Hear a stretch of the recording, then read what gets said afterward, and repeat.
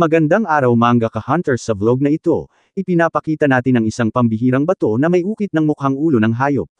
Ang kakaibang detalyeng ito ay maaaring magpahiwatig ng isang mahalagang simbolo ng hayop na konektado sa treasure hunting o paghahanap ng mga nakatagong mahalagang bagay tulad ng giveaways o posibleng nagdadala pa ito ng malakihang load.